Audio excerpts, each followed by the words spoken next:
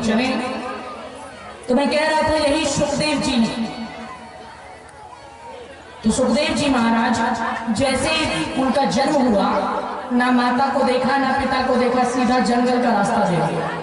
अब पिता कहते बेटा रुक जाओ, बेटा रुक जाओ, एक बार मुझसे गले तो मिल लो, एक बार अपनी माँ से बात तो कर लो। लेकिन बेटा किसी को देखने के लिए तैयार नहीं, सीधा जंगल का रास्ता लिया। बेटा बेटा कहकर सुखदेव जी महाराज के पीछे भगवान वेदव्यास दौड़ने लगे कि बेटा रुक जाओ, बेटा रुक जाओ। सुखदेव जी भाग रहे हैं और व्यास जी उनके पीछे पीछे जा रहे हैं।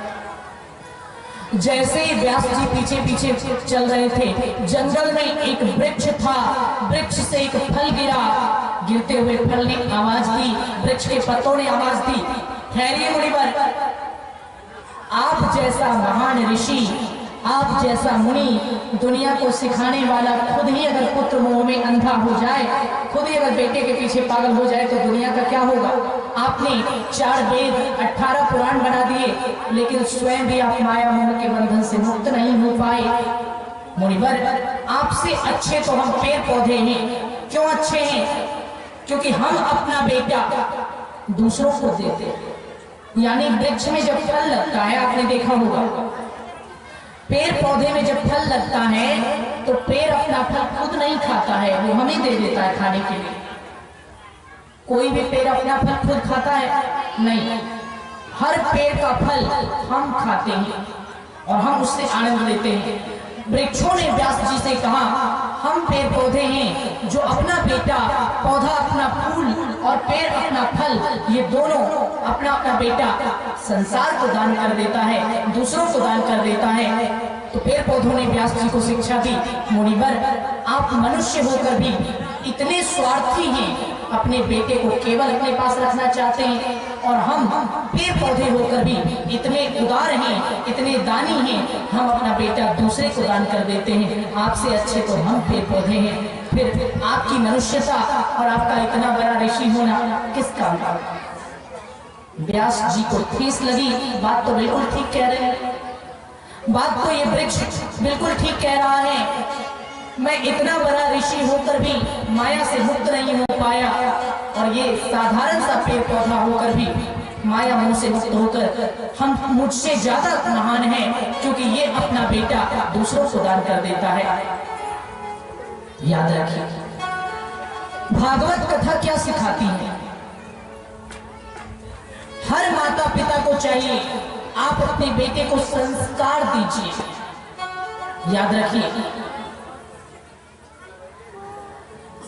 धनवान पापी भी हो सकता है, धनवान दुष्ट भी हो सकता है, धनवान अधर्मी भी हो सकता है। यानी पैसा पापी भी कमा सकता है, पैसा दुराचारी भी कमा सकता है, पैसा लंपट भी कमा सकता है, पैसा अधर्मी भी कमा सकता है, पैसा जुआरी भी कमा सकता है, पैसा वेश्या भी कमाती है।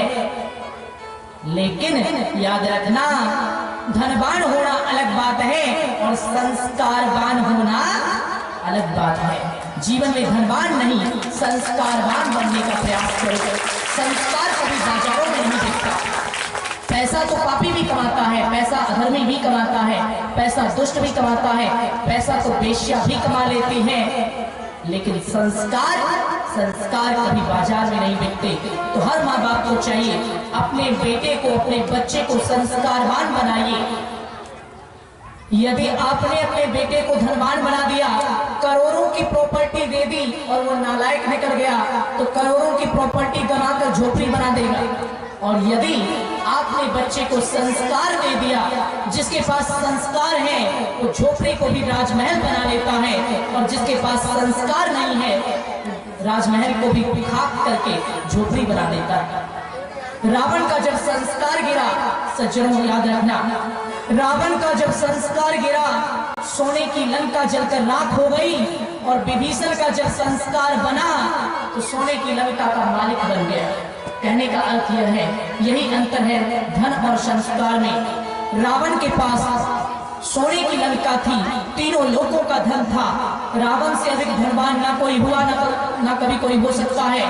लेकिन जब रावण का संस्कार गिरा, जब उसका कैरेक्टर गिरा, जब उसका आचरण जन्म गिरा, उसके सोने की लंका को हनुमान जी ने जलाकर राख कर दिया। जिसका संस्कार गिर जाता है, जो रावण की तरह सोने की लंका में बैठा है लेकिन संस्कार को गिरा चुका है, रावण बन चुका है, उसके सोने की लंका को आज भी कोई ना कोई हनुमान आग लगाकर खाक कर देता है। और जिसका संस्कार बन जाता है, विभीषण की तरह, विभीषण के पास कुछ नहीं था लेकिन जैसे श्री राम के शरण में आए, संस्कार बना, तो सोने की लंका का मालिक राम जी ने विभीषण जी को बना दिया। रावण का संस्कार गिरा, सोने की लंका राख हो गई। सुदामा का संस्कार बना, झोपड़ी भी राजमहल बन गया।